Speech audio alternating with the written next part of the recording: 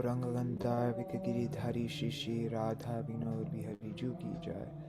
श्री गोविंद गोपीनाथ मदन मोहन जू की जय। नित्याल प्रविष्टम विष्णुपाद शुतर शुत शिशुमार भक्ति वेदांत नारायण गोसाई महाराज श्री गुरुदेव की जय। नित्याल प्रविष्टम विष्णुपाद शुतर शुत शिशुमार भक्ति वेदांत वामन गोसाई महाराज की जय। नित्याल प्रविष्टम विष्णुपाद शुतर शुत शिशुमार भक्ति वेदांत स्वामी महाराज श्रील प्रभुपाद की जय। नित्याल प्रविष्टम विष्णुपाद शुतर शुत शिशुमार भक्ति प्रज्ञान केशव गोसाई महाराज की जय। नित्याल प्रविष्टम विष्णुपाद शुतर शुत शिशुमार भक्ति सिद्धांत सरस्वती गोसाई प्रभुपाद की जय। नित्याल प्रविष्ट महाभगवत श्रील गोरक्षदास बाबाजी महाराज की जय। नित्याल प्रविष्ट श्रील सच्चिदानंद भक्ति विनोद ठाकुर की जय। नित्याल प्रविष्ट वैष्णव सार्वभौम श्रील जगन्नाथ दास बाबाजी महाराज की जय। श्री रूपानु गौरिया गुरु वर्ग की जय। श्री रूप सनातन भट्ट रघुनाथ श्री जीव गोपाल भट्टदास रघुनाथ शारद गोसाई प्रभु की जय। श्री स्वरूप दामोदर राय रामानंदारी श्री गौर पार्षद वृंद की जय। नाम जय श्री हरिदास ठाकुर की जय। प्रेम से कहो श्री कृष्ण चैतन्य प्रभु नित्यानंद श्री अद्वैत गदाधर शिवासरी गौर भक्त वृंद की जय। श्री क्षेत्र मंडल गौर मंडल ब्रज मंडल मथुरा वृंदावन धाम की जय। सर्व अभिष्ट प्रदाता गिरिराज महाराज की जय। श्री राधा कुंड श्याम कुंड की जय। श्री मुन देवी गंग देवी की जय। श्री तुलसी महारानी वृंद देवी की जय। श्री भक्ति देवी की जय। श्री पूर्णमासी योग माया की जय। श्री गोपेश्वर महादेव की जय। श्री हरिनाम संकीर्तन की जय। जय श्री महेश पंडित की जय। तृतीय शुभ तिरुभाव तिथि की जय। श्री उद्धारण दत्त ठाकुर की जय। तृतीय शुभ तिरुभाव तिथि की जय। श्री स्वपार्षद श्री गौर नित्यानंद प्रभु की जय। श्री हरिनाम संकीर्तन की जय। अनंत कोटि वैष्णव वृंद की जय। समागत गौर भक्त वृंद की जय। श्री निताय गौर प्रेमानंदे हरि हरि बोल। हरे कृष्णा। अज्ञानतिमिरन्धस्य ज्ञानाञ्जनशलाकया चक्षुरुन्मिलितं येन तस्मै श्रीगुरुवे नमः। गुरुवे गौरचन्द्राय राधिकाय तदालये कृष्णाय कृष्णभक्ताय तद्भक्ताय नमो नमः। नमो ओं विष्णुपदाय कृष्णपृष्ठाय भूतले श्रीमते भक्तिवेदांत स्वामिनिति नामिने नमस्ते सरस्वती देवे गौरवाणी प्रचारिणे निर्विशेष शून्यवादी पाश्चात्देशतारिणे वंशकल्पतरुभ्यश्च कृपा सिन्धुभ्य एव च पतितानां पावनेभ्यो वैष्णवेभ्यो नमो नमः। नमो महावदन्याय कृष्णप्रेमप्रदायते कृष्णाय कृष्णचैतन्य नाम्ने गौरतिशे नमः। हे कृष्ण करुणा सिन्धो दीनबन्धो जगत्पते गोपेश गोपिकान्त राधाकान्त नमोऽस्तु। तप्त कांचन गौरांगी राधे वृंदावनेश्वरी वृषभानुसुते देवी प्रणमामि हरिप्रिये। वृन्दाय तुलसीदेवाय प्रियाय केशवस्य च कृष्णभक्तिप्रददेवी सत्यवताय नमो नमः। भज श्रीकृष्ण चैतन्य प्रभु नित्यानंद श्री अद्वैत गदाधर श्रीवासरी गौर भक्तवृंद। हरे Krishna Krishna Krishna Hare Hare Hare Ram Ram Ram Hare Hare. Hare Krishna. Dandavat pranams. Niri Hari Prabhu Bhavatarani Mataji and Mitra Vrinda Didi. And if you write comments, I'll see your name. I see a few other people there, but I don't know who you are. I'm guessing Indira Mataji and Raseshwari Mataji are there. And also pranams to all the devotees watching in the future, like Shachi Devi, Jayadev Prabhu, Krishna Rose, Ananda Pradayani, Anuradha Mataji, Vrinda Didi, and everybody else. Alright, so we are continuing with our reading of these articles by Śrīla Prabhupāda. His first articles for the Gaudiya Patrika, these were all published around 1950. This is the first year of the Gaudiya Patrika. We are now on Article 6. The series that Śrīla Prabhupāda's writing is called Bhagavāner Kathā. That means the message of Godhead. So, and then at the end of the reading, we'll read about Mahesh Pandit and also Udharan Datta Thakur. We're both, as far as I know, they're both Dwadash Gopals. They're one of the 12 cowherd boy associates of Nityananda Prabhu. Okay.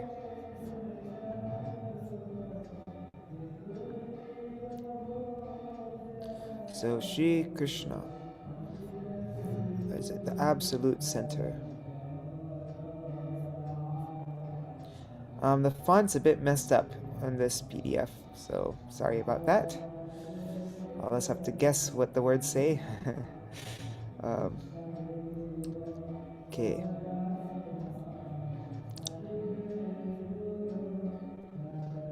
Let me just see if anybody else has joined. Oh, Dandavat Pranams, Sripad Bhaktivedānta Sajan Maharaj. Hari Bol.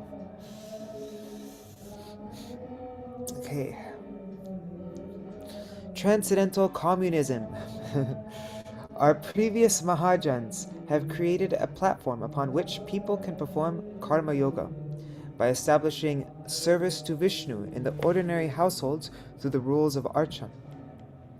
Arrangements for people to serve Vishnu must similarly be made in every big factory, commercial enterprise, large hospital, and other worldly institution. This will, in fact, establish transcendental communism. Do not designate Narayan as Daridra Narayan, destitute Narayan. It is enjoined in the scriptures that one is to show mercy to the poor by establishing the worship of Narayan, the Lord of all beings. This Narayan is Vishnu Tattva in the category of the personality of Godhead. Although many forms of Vishnu Tattva are manifest eternally, the Mahajans have revealed the process of service to three principal deities, namely Shri Lakshmi Narayan, Shri Sita Ram, and Shri Radha Krishna. Service to them is propagated throughout India. I request the owners of the large factories and mills to establish the service of one of these three forms of Bhagavan, accompanied by his Shakti, and to distribute their prasad. If this is done, hostility between the wealthy and the working class will cease, because by such service, both will become karma yogis. The workers in big factories are usually unable to maintain their natural innocence, and thus they gradually regress to the lowest levels of society. There can be no auspiciousness for society if most of its people are infused with such tamagun, the material mode of ignorance. Therefore, if the factory owners can simply distribute this Bhagavad Prasad, which is the remnants of sacrifice to their workers, then gradually an inclination for Bhagavan will awaken in both the distributors, that is the wealthy, and the people who honor that prasad, that is the working class. Thus, people in all divisions of society will unite in their affection for each other. As long as people are controlled by their own selfish desires, however, apparent unity will be temporary, and indeed the cause of all calamities. If those who are driven by self-interest try to agitate the working class, whose members have fallen from their true nature, they will be unable to better themselves or perform any welfare work for such. They'll be unable to perform any welfare work for such laborers. Opposition to the ideal expressed above actually results in the workers becoming the enemy of the wealthy. What then can be said about their fate? By acting with envy towards Vishnu, both the prosperous and the working class are tainted by the influence of Kali Yuga and resort to fallacious arguments. This leads to great enmity between them and to a general state of chaos in the world. The members of the Communist Party, for instance, have expended so much wealth, mental prowess, and energy, even to the point of sacrificing their own lives, just to promulgate the communist ideal. On the strength of communism, the Bolsheviks cherish dreams of happiness within a large family. And to safeguard their own interests, the working class have formed unions and persecuted those of wealthy descent. The only easily achieved remedy for this kind of complicated crisis is the performance of karma yoga, or activities for the purpose of yajna.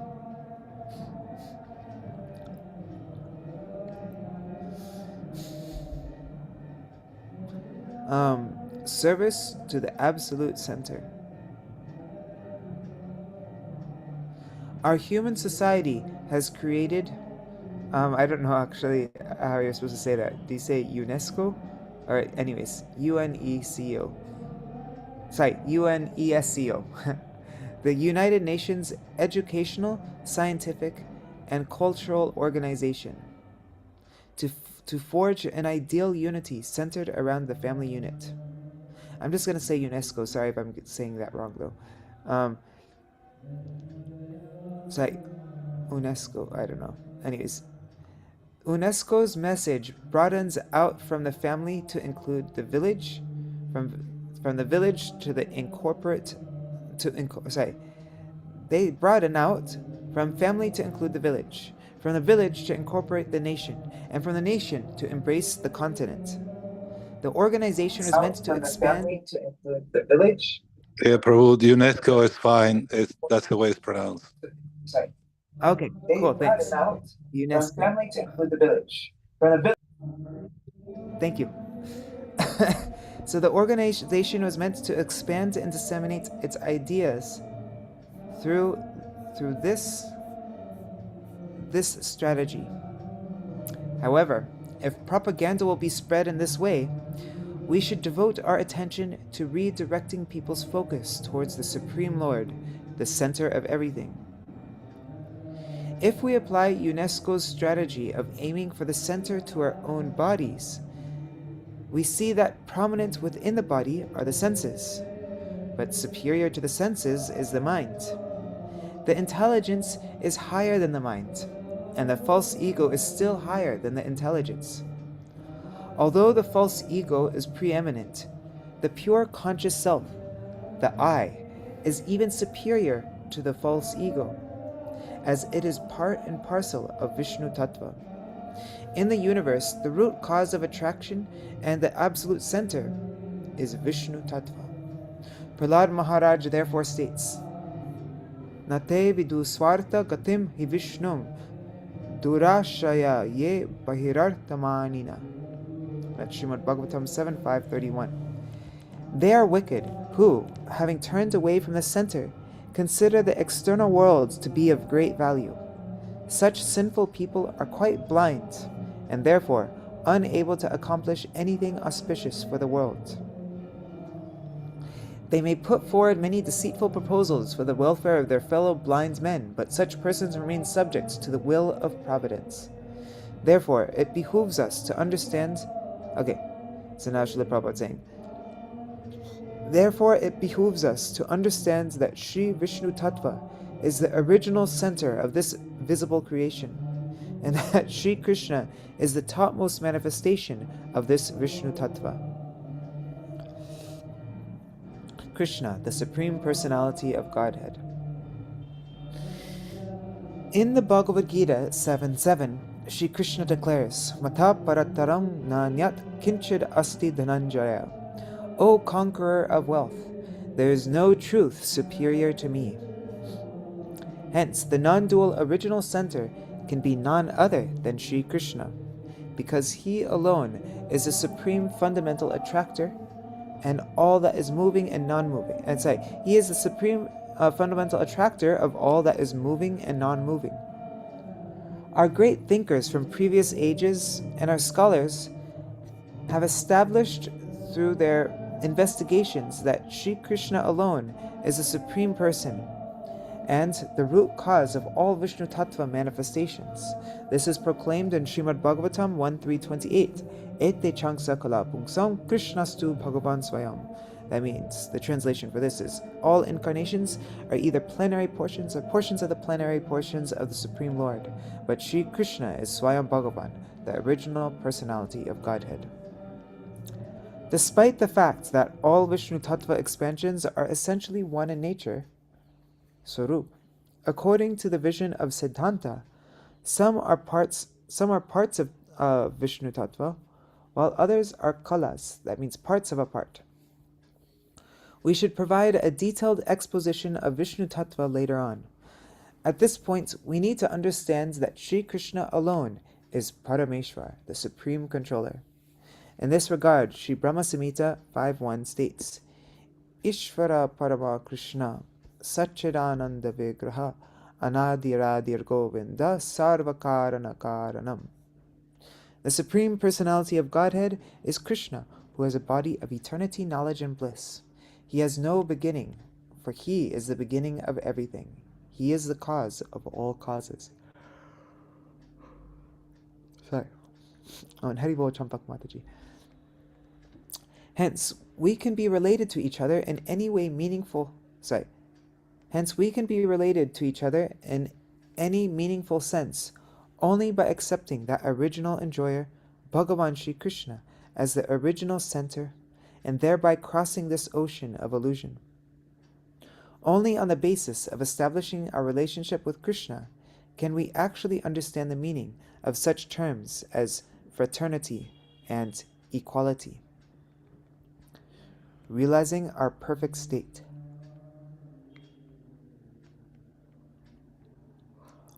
In India, one refers to one's brother-in-law, with whom one will not have had any previous connection, by reference to one's sister. He is called Bhagini Pati, sister's husband. Similarly, his son is called Bhanja, sister's son, and his daughter, Bhanji, sister's daughter.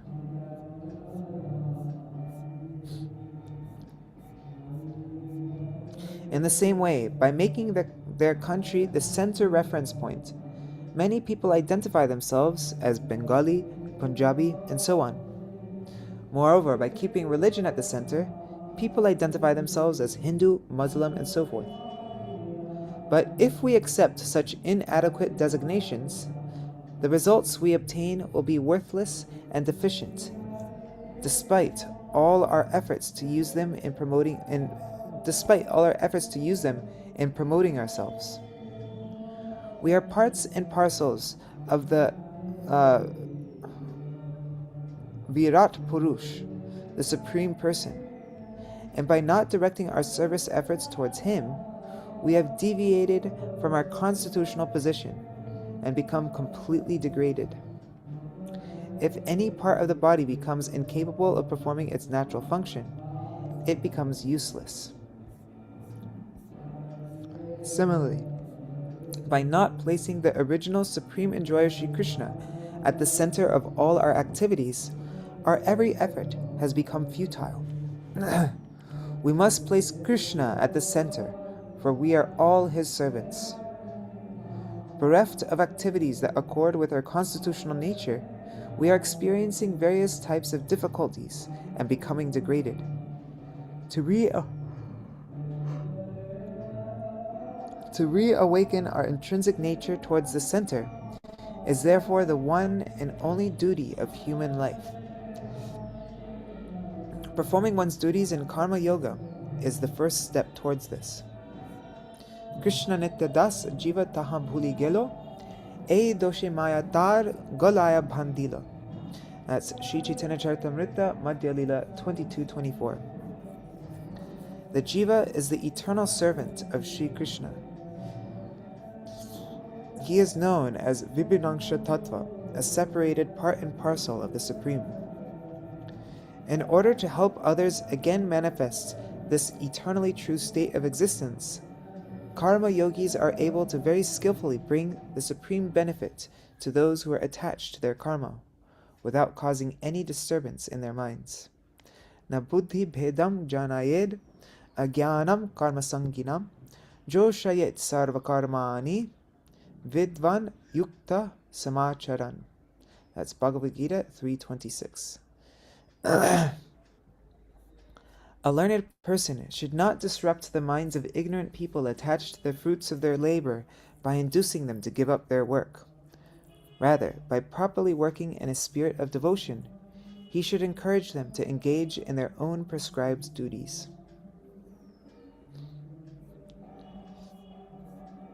The bewildered fruitive worker.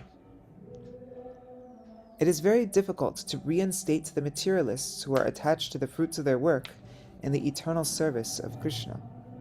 This is because the majority of them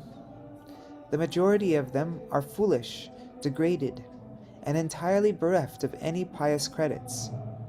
On account of their demoniac activities, which are induced by their unbridled desires and behavior, their intellects and knowledge are fully engaged in activities inimical to the Supreme Lord. Such persons are devoured by Maya, either imagining themselves to be Krishna or becoming one of Krishna's competitors under the guidance of Shishupal. They attempt in various ways to enjoy the world. Their misguided desire to enjoy is induced by Maya, and their delusions of enjoyment quite fittingly cheat them. Nonetheless, such persons are unable to abandon their misguided desire to enjoy, and have therefore been described as Mayaya Apahrita Jnana, those whose knowledge has been stolen by illusion, and Mudha, grossly foolish. Upon seeing their attempts to enjoy bear no fruit, they may exhibit a deceitful renunciation. But this too is simply their fantasy of securing a greater form of enjoyment, and is another bewildering trick of Maya. In pursuing their various schemes, the fruit of workers labor very hard like oxen, and, thinking themselves the enjoyers, they are completely bewildered by the illusory potency of the Supreme Lord. Those who are intelligent must therefore engage such misguided and delirious fruitive workers in performing whatever type of work they are most skilled at, while keeping Sri Krishna at the center, without disturbing their intelligence. By such work, they will gradually re-establish their eternally perfect relationship with Krishna. This is true expertise in karma, held by the wise and intelligent. Therefore, the devotees of Krishna, who are free from the bondage of karma, perform karma yoga like ordinary workers attached to the fruits of their labor, in order to educate the people of the world and secure their supreme welfare. Devotees of Krishna, who are free from the bondage of karma, perform karma yoga like ordinary workers attached to the fruits of their labor, in order to educate the people of the world and secure their supreme welfare.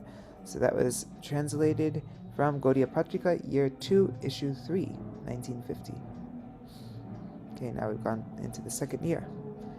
And so now, what am I looking for? On Haribol, Gandharvika Didi, and Vidyalasa Didi. Haribol. Shall we read another issue? Let's read another issue. So now,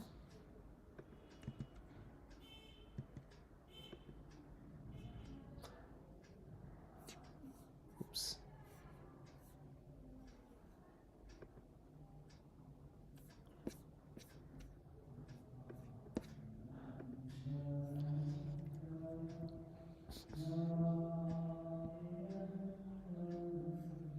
Let's see how long this one is.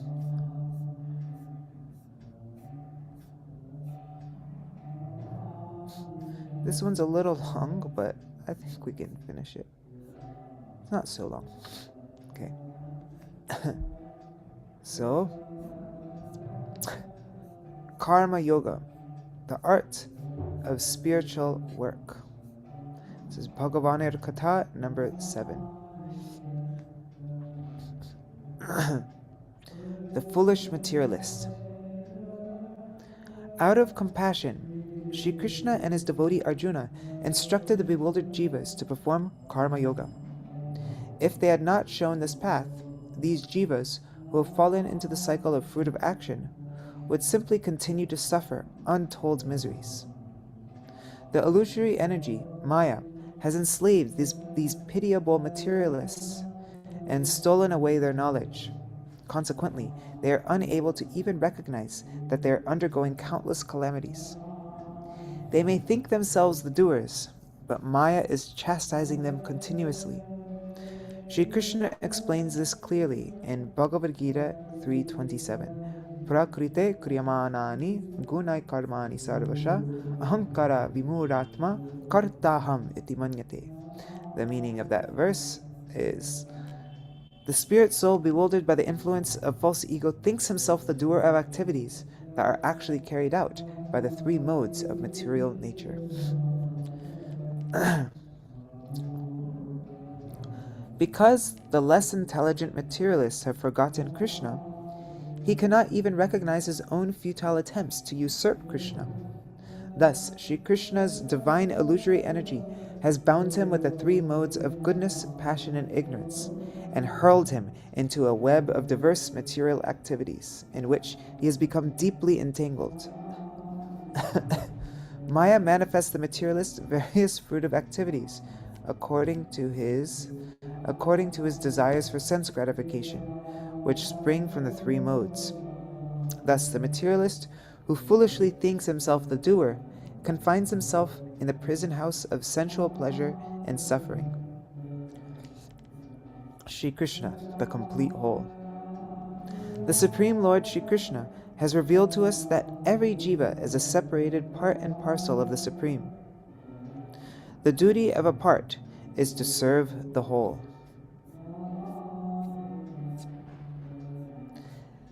The hands, legs, eyes, ears, nose, and so on are parts of the whole, namely the body. The hands and legs work hard to provide the stomach with food, without ever desiring to enjoy separately from it. Nor would such enjoyment be possible anyway. In fact, if the parts of the body were to engage in such senseless behavior, they would mutilate the body. The hands and legs, unable to enjoy in any way, would become weak by not having fed the stomach. This has been nicely illustrated in a fable in Hitopadesh called Udarendriyanam, the story of the stomach and the senses. Oh yeah, that was a skit that we used to perform. Lord Krishna is the life source of the gigantic body of the universe. The Bhagavad Gita explains repeatedly and in various ways that he is the root of the tree of this universe. It specifically states, Matta paratarang nanyat kinchid asti dhananjaya. It's Bhagavad Gita 7:7. That means, O conqueror of wealth, there's no truth superior to me. Everything rests upon me, as pearls are strung on a thread.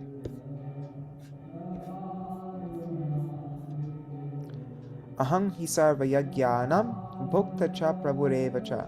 That's Bhagavad Gita 9:29. That means, I am the only enjoyer and master of all sacrifices. Therefore, those who do not recognize my true transcendental nature fall down.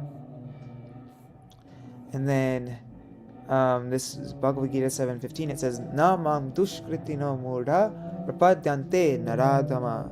Those miscreants who are grossly foolish, who are the lowest among mankind, whose knowledge is stolen by illusion, and who partake of the atheistic nature of demons, do not surrender unto me.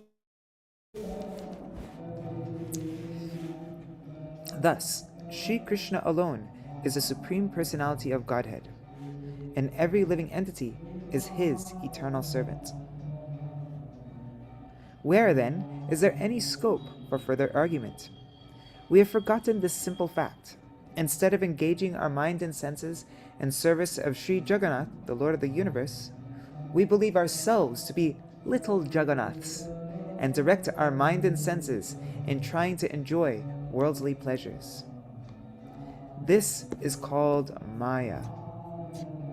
This is called Maya, illusion. It is sheer madness to serve the universe, the Jagat, and neglect its Lord, Jagannath. A utopia for demons. Nowadays, we witness occasional attempts to re-establish the utopian kingdom of Lord Ram. But without Ram, this is but the work of an assembly of Ravans trying to denounce Lord Ram and annihilate him.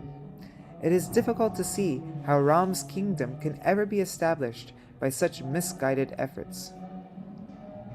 To establish Ram's kingdom, one must engage everything in this world in his service.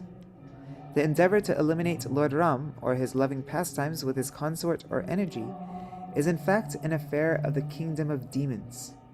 For this transgression, the community of Ravans is uprooted and defeated by the servants of Lord Ram.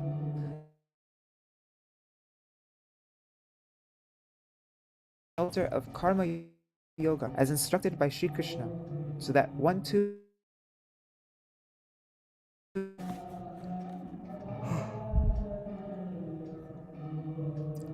true knowledge of the self. It says my internet connection is unstable. Let's check this out.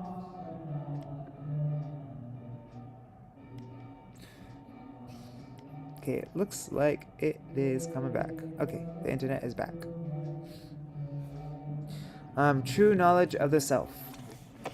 Materialists are foolish and ignorant, while those who are well versed in the truth, materialists are foolish and ignorant, while those who are well versed in the truth make up the learned community. Such learned persons know that the modes of nature and the activities of this world associated with them are controlled by material nature and are wholly unrelated to the soul's true nature. Therefore, unlike the ignorant, they do not engage themselves in material activities which are governed by the modes. Their activities are a sacrifice, or yajna, performed solely for the satisfaction of Vishnu. They remain forever free from identifying themselves with this material body, and endeavor simply to develop the constitutional occupation of the soul, Atma Dharma. Such learned persons understand that the jiva has, by some circumstance, come into contact with material nature. Therefore, they remain aloof from material activities even while their material senses, such as their eyes, ears, and nose, are in contact with matter. In this regard, Sri Krishna states, Tattvavid tu mahabaho guna karma vibhagayo guna guneshu vartanta itti matva nasajjate. That's Bhagavad Gita 3:28. The meaning is, one who is in knowledge of the absolute truth, O mighty armed, does not engage himself in the senses and sense gratification, knowing well the differences between work and devotion and work for fruitive results.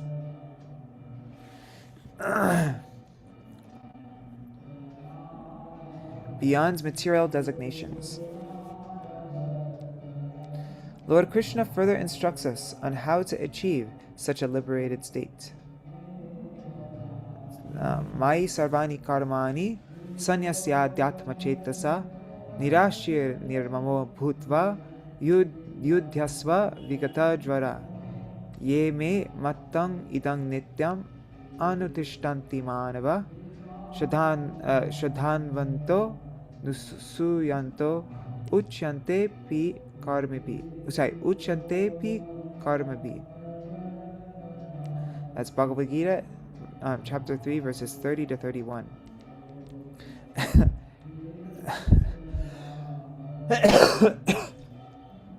means, therefore, O Arjuna, surrendering all your works unto me, with full knowledge of me, without desires for profit, with no claims to proprietorship, and free from lethargy, fight. And then the next verse, those persons who, without envy, execute their duties according to my injunctions, and who follow this teaching faithfully, become free from the bondage of fruitive actions. Conceptions such as, I am the mind, this body is me, I am a material entity, and everything associated with my body is mine. These conceptions display ignorance of the absolute reality. Such ideas check us from knowing the truth. Therefore, Sri Krishna has instructed us to fully imbibe knowledge of the self and to be situated in the self. Only by doing so will we be able to understand that we are not these material bodies or minds, but eternal entities emanating from the Lord's superior spiritual energy. When we realize the serenity of this transcendental reality, we automatically become detached from material nature and find relief from the happiness and distress that results from the senses contacting their sense objects. The false ego is then automatically subdued. At that time, we become liberated from all material designations, and we thereby also become free of a material conception of the Supreme Entity. Thus purified, we find relief from the blazing fire of material existence. The foolish and the faithful. Sri Krishna alone is the Supreme Entity, as evidenced by all the scriptures. Even scriptures from countries other than India, such as the Bible and Quran, indicate boldly that Sri Krishna is the Supreme Personality of Godhead. What then to speak of the Bhagavad Gita, in which the Supreme Lord Himself declares, in verse 7:7, Matta paratarang nanyat kinchidasti dhananjaya. O conqueror of wealth, there is no truth superior to me. Everything rests upon me, as pearls are strung on a thread. Thus, as soon as we come in contact with Krishna, we come face to face with the transcendental sun. When the sun arises, everything is properly illuminated by its rays. As the transcendental sun of Sri Krishna rises in the sky of the jiva's pure existence, the darkness of nescience is immediately dissipated. Then, endeavors to serve Sri Krishna become free from the contamination of jnana, that's knowledge aimed at impersonal realization, and of karma, that's reward-seeking activity. To foolish, sinful persons, this subject appears simply to be exaggerated praise. But it is not a tall tale told for the pleasure of children. It is the factual truth. Only those who have taken shelter of Sri Krishna or his devotees can realize the reality of these subjects.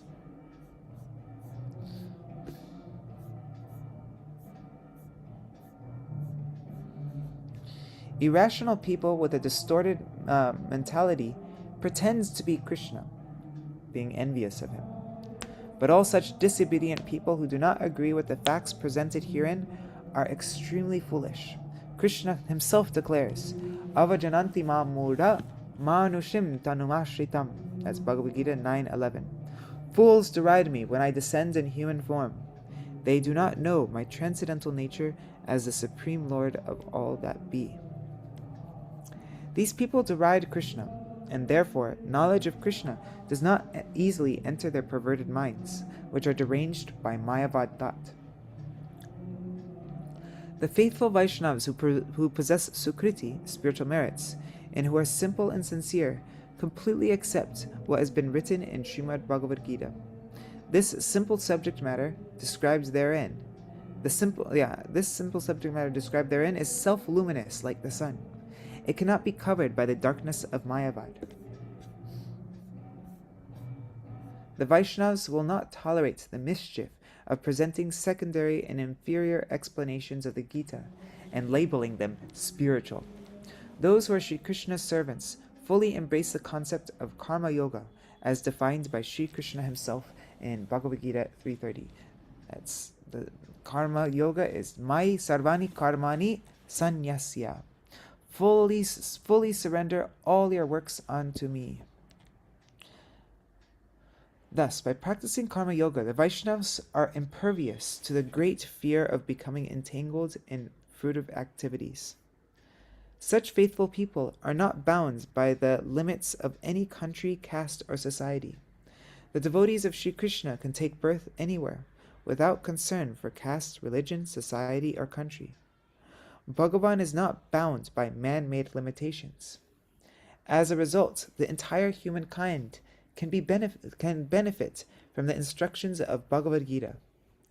In the Gita, Sri Krishna states unequivocally, Mam hi partha vyapashritya ye pisu papayo naya striyo vaishyas tatha shudras tepi yanti param gatim. That's Bhagavad Gita 9:31. This is the last page, I think. Yes, this is the last page.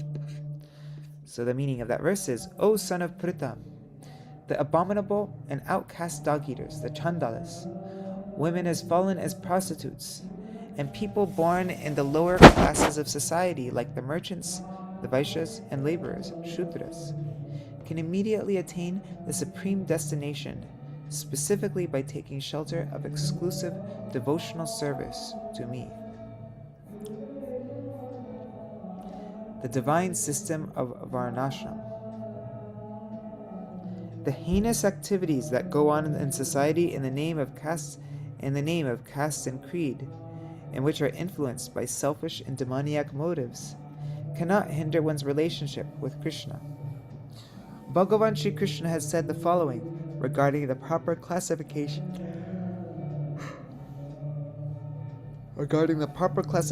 of society based on scriptural injunctions. Krishna said, Chatur Varnya Maya Shishtam Guna Karma Vibhagasha Tasya Kartaram Api Mam Vidya Kartaram Avyayam. That's Bhagavad Gita 4:13. Translation of that verse is, according to the three modes of material nature and the work associated with them, the four divisions of human society are created by me. And although I am the creator of this system, you should know that I am yet the non-doer, being unchangeable. A doctor's qualifications are earned by his natural qualities and activities, not his birth. Similarly, the four divisions of society, namely Brahman, Kshatriya, Vaishya, and Shudra, are governed by a person's natural propensities and activities, not his parentage. This material world is influenced by the three modes of material nature, and the classification of human society based upon these modes, and the work associated with them, has existed since time immemorial. Society has always been divided into four classes in this way, never by parentage. There will always be doctors in every country of the world. Similarly, the four divisions of Brahman, Kshatriya, Vaishya, and Shudra are also present everywhere at all times. One does not qualify to become a doctor simply by being a son of the doctor, and one also doesn't qualify as a Brahman merely by being the son of a Brahman. The qualities of each division have been delineated clearly in the scriptures. Therefore, our vision of a Brahman, Kshatriya, Vaishya, or Shudra as belonging to a particular place or birth is clearly faulty. Indian culture has become restricted by the hereditary caste system, like a frog trapped in a well. If the teachings of the saints of India were preached throughout the world in the true and magnanimous Brahminical spirit, there would be no scarcity of peace and happiness. The world can experience bliss and harmony only by the propagation of Brahminical culture. However, by subjecting people to the hereditary caste system, thus mistakenly calling a doctor's son a doctor, though he may lack all the qualities of a doctor, so due to this, by subjugating people to the hereditary caste system, the Vedic Brahminical culture has been gravely damaged in India, with very negative repercussions for the rest of the world. Sri Chaitanya Mahaprabhu has propagated this Brahminical culture as Jaiva Dharma, the eternal function of the soul, thereby opening the way to boundless peace and happiness for the world.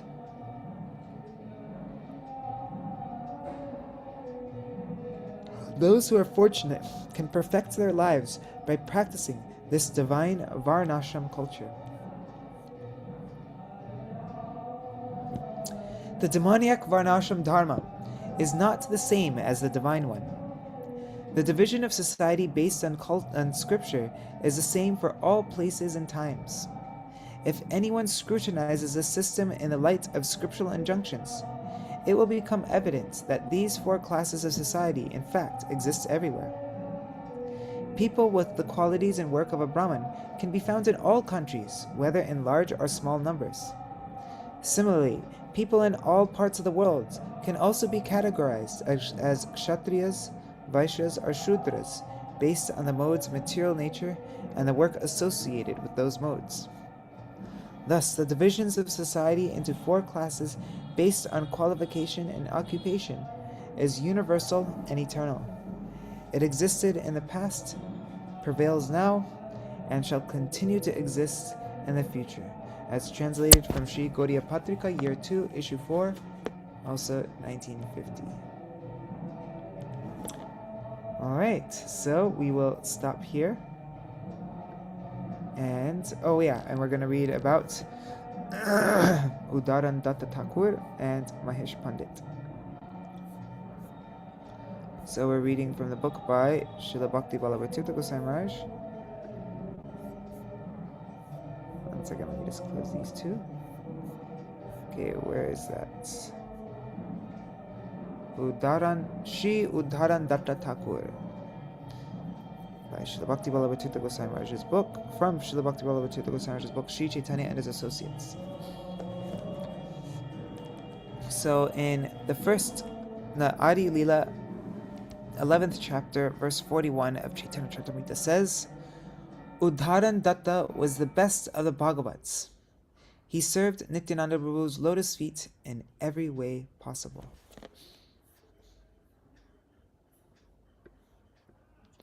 Whenever the Supreme Lord, Nanda Nandan Shri Krishna, adopts the devotional mood and bodily luster of Srimati Radharani in order to become Shri Krishna Chaitanya in the house of Shri Jagannath Mishra and Sridham Mayapur, he is always accompanied by his eternal associates who join him to enrich his pastimes.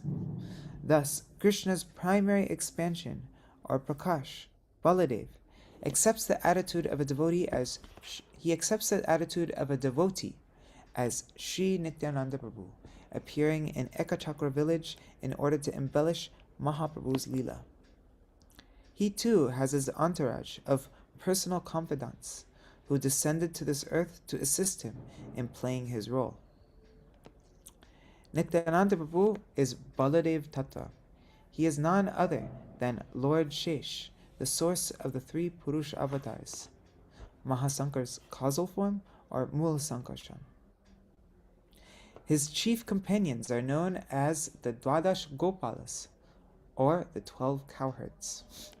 Thus it is stated in the Gaur Ganadashtipika 129, Subahur yo vraje gopo datta udharanakyaka.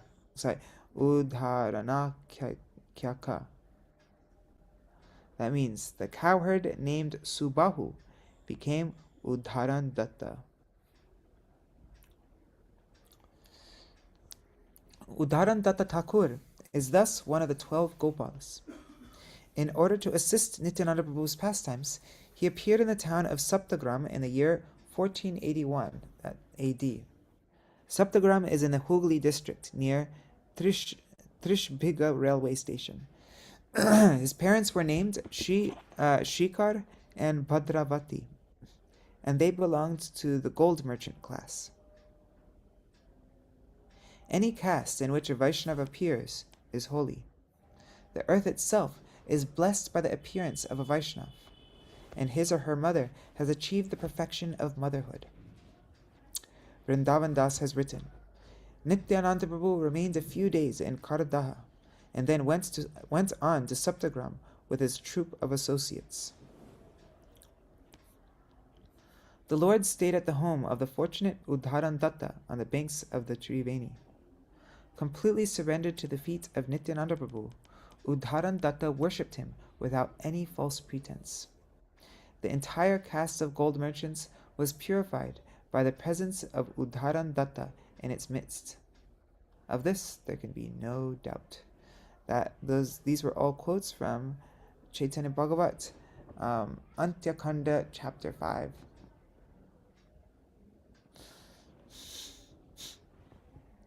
And we know that where Umadidi was at Chunchura, that was the Shripat, or that's where Udarananda Thakur's Vigrahas were worshipped.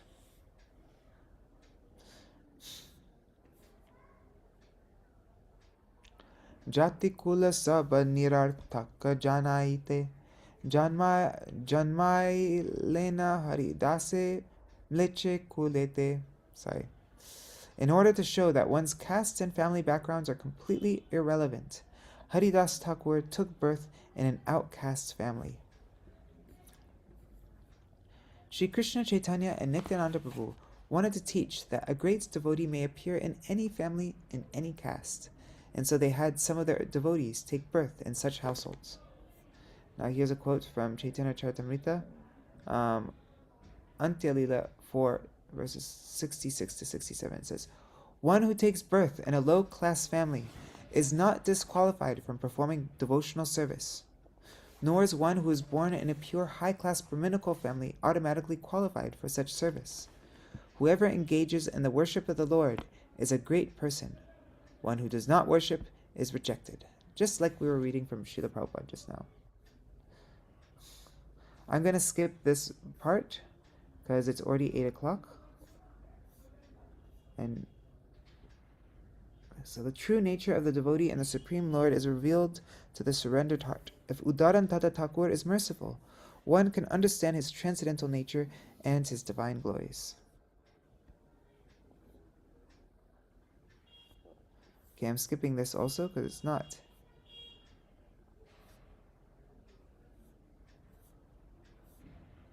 It's all going into the topic of. It's not directly Udaran Tata Thakur. Okay, here.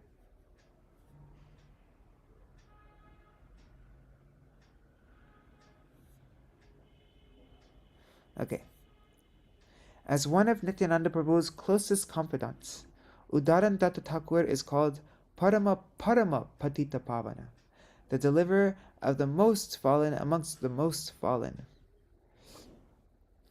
Thus, any jiva who takes shelter of Udaran Datta Thakur is quickly delivered from his material entanglements and attains the service of Nityananda Prabhu and Gauranga Prabhu's lotus feet. Therefore, Krishnadas Kaviraj Goswami describes him as the best of the Mahabhagavats. And Vrindavan Das Thakur writes in the Chaitanya Bhagavat, says that Udaran Datta is a great and magnanimous Vaishnav who has a title to the service of Nityananda Prabhu. From a superficial point of view, Udaran Datta worked as the manager of a big zamandar of Naihati. The relics of this wealthy family are still visible, not far from the Dain Hut station. The village where Udaran Datta Thakur lived, while acting as the manager of the estate, was named Udharanapur. Though he possessed a vast fortune, Udharan Datta renounced all sense gratifications, dedicating all his sense activities to the service of Nityananda Prabhu. Being controlled by the love of his devotee, Nityananda Prabhu enjoyed the foodstuffs that Udharan had cooked. Bhakter Dravya Prabhu Kari Kari Kai, Abhakter Dravya Pane Ulatina Chai. That means the Lord will grab the food from his devotee, but he will not even glance at anything offered by a non-devotee.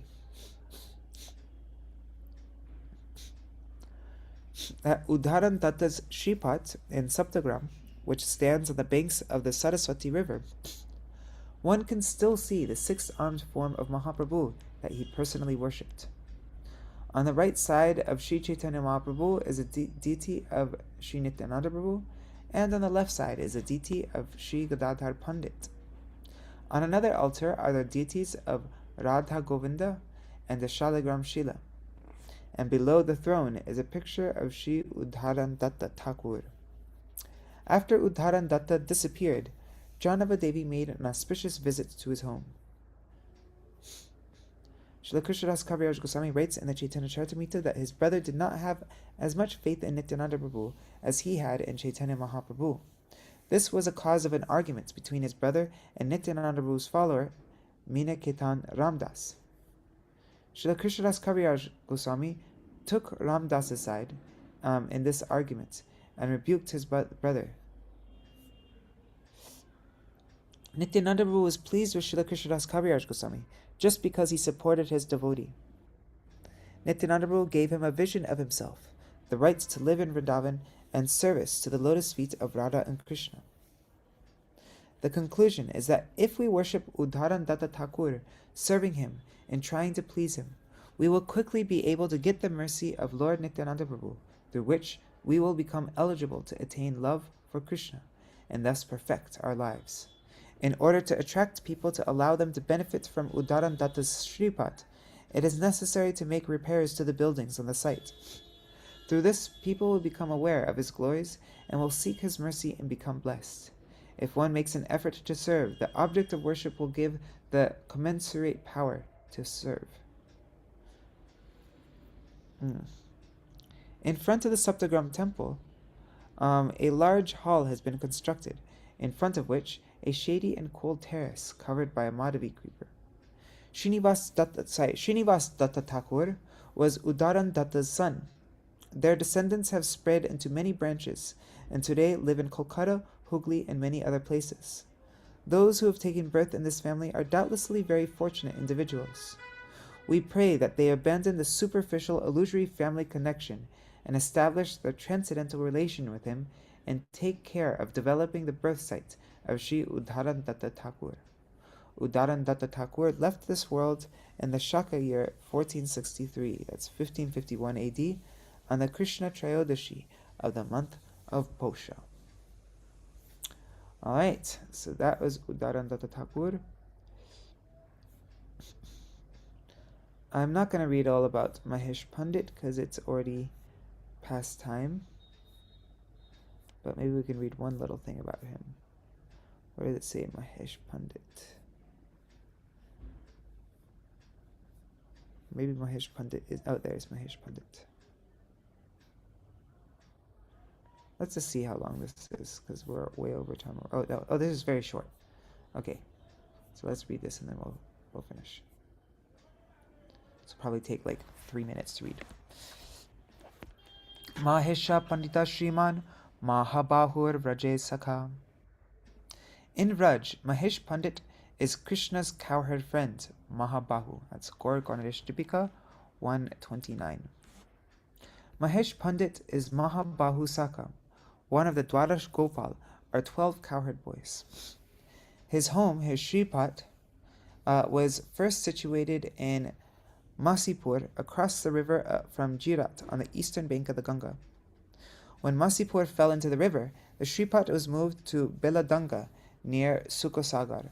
Here too, when the Shripat fell into the river, it was moved, this time to its present location in Palpara.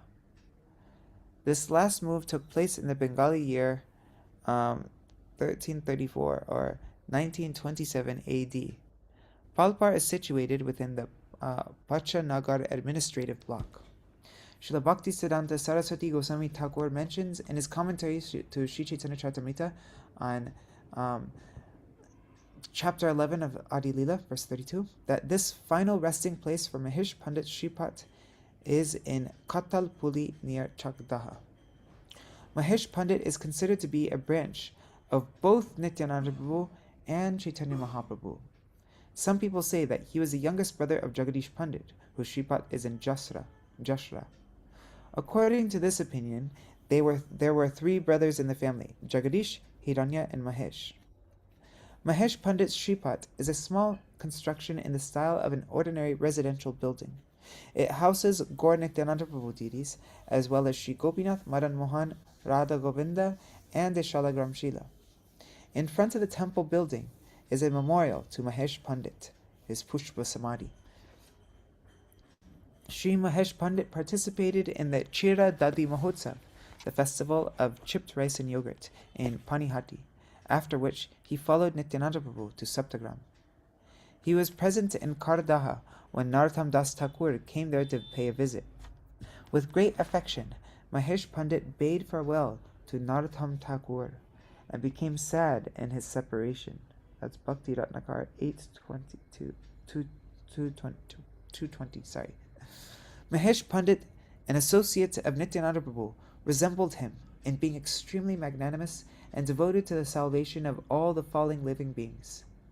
In his ecstasies of devotional love, he would dance madly. This is a quote from Chaitanya Charitamrita, Adi Lila chapter 11 again. It says, Mahesh Pandit was a magnanimous cowherd boy of Braj. In his love for Krishna, he would dance to the sound of kettle drums like a madman. His name is also mentioned in Chaitanya Bhagavat. Vrindavan Das Thakur calls him a great soul, a Param Mahant. It's Chaitanya Bhagavat 3.6. His disappearance day is celebrated on the 13th day of the dark moon, Krishna Trayodashi, in the month of Posh, which is today. Alright, so that is our program for today. Jai Udharan Datta Thakur ki jai, Jai Mahesh Pandit ki jai, Jai Dwadash Gopal ki jai, Shriman Nityananda Prabhu ki jai. Jai. Right.